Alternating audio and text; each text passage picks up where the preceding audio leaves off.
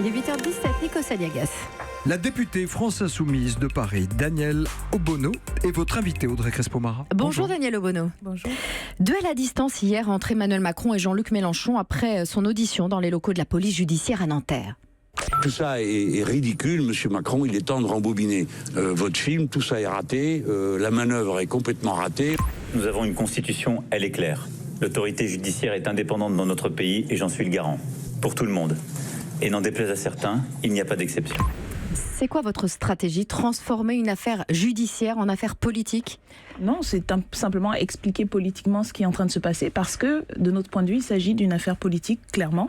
Le procureur de Paris est sous l'autorité du parquet, de la ministre de la Justice et donc du pouvoir politique. Et donc ce ne sont pas des magistrats indépendants selon vous? Vous imaginez qu'Emmanuel Macron les appelle et que hop, ils débarquent et qu'ils font des perquisitions? Disons que les choses ne se font pas de cette manière-là, mais en tout cas, une perquisition de cette ampleur-là sur une bonne quinzaine de sites, 10 domiciles privés ne se fait pas avec une centaine de policiers engagés dans l'action sans que ne serait-ce que la garde des Sceaux ou le ministre de l'Intérieur, donc le Premier ministre, soit au courant. Donc oui, il y a, et ça c'est su d'ailleurs. Ça voudrait dire qu'à chaque perquisition dans un parti politique, il y a un coup politique, il y a une manœuvre politique. Je ne sais pas si c'est C'est-à-dire que c'est le cas pour l'UMP de Sarkozy, les Républicains de Fillon, le Modem de Bayrou, le PS de Hollande, ce serait le cas à chaque fois finalement.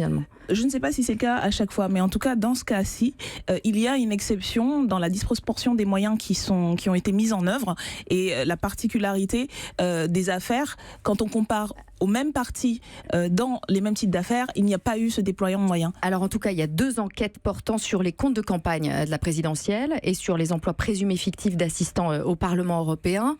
2 enquêtes préliminaires. Est-ce que dénoncer très fort, ça ne permet pas finalement de faire oublier pourquoi on est perquisitionné? Non, parce que la procédure est continue. Mais je tiens quand même à rappeler, ce n'est pas simplement nous qui mettons en cause la partialité de la procédure. Monsieur Molins lui-même a fini par demander à être dessaisi du dossier. Paris qui a été nommé par le pouvoir politique.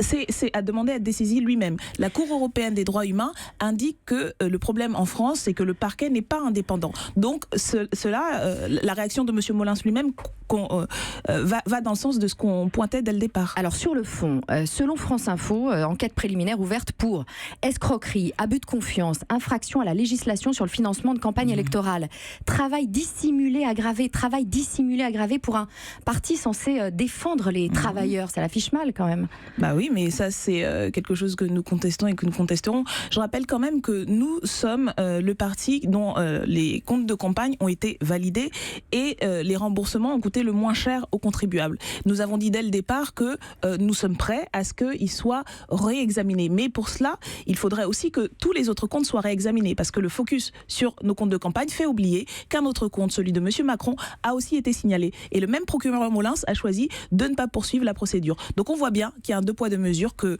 justement nous pointons et que nous contestons. Je citais France Info qui recueille des témoignages d'employés peu payés amers. 122 personnes auraient été payées en honoraires d'auto-entrepreneurs. Ça coûte 2 fois moins cher qu'un salarié puisqu'on ne paie pas de cotisation sociale. On se souvient que dans ses discours, Jean-Luc Mélenchon, pour les auto-entrepreneurs, parle d'auto-esclavage. Donc il y aurait 2 Mélenchons. Non, il n'y a pas de Mélenchon, mais c'est le seul statut aujourd'hui. Le Code du travail a été tellement dérégulé que c'est le seul statut aujourd'hui qui permettait aux personnes de pouvoir s'impliquer dans la campagne et être quand même rémunérées. Nous, on se bat justement pour que cela change. Alors, on est obligé de faire avec ce que la loi nous permet de faire. Donc, ça a été le cas. Et on fait en sorte de changer les choses. Mais si on avait fait quelque chose justement qui ne rentrait pas dans le coup de la loi, on nous aurait dit c'est illégal de faire cela parce qu'on est contraint. Donc voilà, et c'est quand même une campagne justement sur une période très précise et particulière. Et là, on a utilisé les outils qu'on avait qui sont bien sûr effectivement imparfaits et insatisfaisants. Danielle Obono, la manœuvre politique que dénonce Jean-Luc Mélenchon, c'est pas plutôt sa réaction à lui face aux procureurs et face aux officiers de police venus faire les perquisitions? Non, ce n'est pas une manœuvre. Je pense c'est filmé par vous-même pour la France Insoumise. Est-ce que c'est pas un gros coup de com' finalement? Non, mais vraiment, je pense qu'il faut que les gens se rendent compte. C'est très réaction, elle est à la hauteur de l'indignation et du sentiment d'injustice que ressentent à ce moment-là, non pas seulement Jean-Luc Mélenchon, mais toutes les personnes qui sont présentes sur les lieux, parce qu'à un moment donné, le fait de ne pas pouvoir assister à une perquisition, alors que normalement, ça devrait être de droit pour les responsables politiques du lieu qui est perquisitionné, sans aucune explication, et dans un contexte, encore une fois, où nous pointons le 2 poids 2 mesures. Donc oui, il y a un sentiment d'indignation très fort, et donc c'est la réaction qui va avec ce sentiment. Jean-Luc Mélenchon donc accuse Emmanuel Macron de manœuvre politique. Il accuse les policiers qui font les perquisitions d'être d'extrême droite. Il accuse le rapporteur de la commission des comptes qui soulève les irrégularités dans vos comptes de campagne d'être dérangé du cerveau, dont des insultes à tour de bras. Beaucoup de Français ont eu l'impression que Jean-Luc Mélenchon pétait un plomb. Non, je pense que Jean-Luc Mélenchon a l'habitude d'avoir... Non, je vous affirme que Jean-Luc Mélenchon a toute sa raison, mais il a aussi des sentiments, comme je le dis, d'indignation très forte dans ces moments-là, et c'est comme ça qu'il l'exprime, mais je vous assure qu'il a toute sa raison, et simplement, il a un tempérament qui parle haut, qui parle fort, surtout quand il est face à une injustice dont là, non seulement lui est victime, mais je rappelle quand même, ce sont des dizaines de personnes qui se retrouvent aujourd'hui, dont la vie est mis devant la justice, dont les photos de famille ont été pris. Voilà, donc c'est aussi ça qu'on porte et qu'il porte et qu'il exprime cette indignation et ce sentiment de 2 poids 2 mesures, et il l'exprime fortement. Pour le dire gentiment, est-ce que Jean-Luc Mélenchon n'aurait pas le tempérament d'un révolutionnaire plutôt que d'un chef d'État ? Je pense qu'on peut... il a la stature et le tempérament d'un chef d'État, et qu'il faut, avec les enjeux aujourd'hui de la transition écologique, du changement total de système, de la révolution de la 6e République qu'il faudrait faire, il a ce qu'il faut d'insoumission et de tempérament révolutionnaire pour être un chef d'État du 21e siècle. La personne de Jean-Luc Mélenchon, elle est sacrée ? C'est ce qu'il a dit, ma personne est sacrée. Mais vous savez bien qu'il l'a expliqué, d'ailleurs il faisait référence au statut de parlementaire, et effectivement, donc les parlementaires sont sacrés. Dans la Constitution, le statut de parlementaire est inviolable, et donc ça renvoie à une sacralité de ce statut-là, et c'est ça qu'il voulait dire. Donc, Daniel Obono. Mais vous voyez bien que là aussi, il garde encore sa raison, toujours, même dans ces moments-là. Vous tenez à le rappeler, pour en tout cas.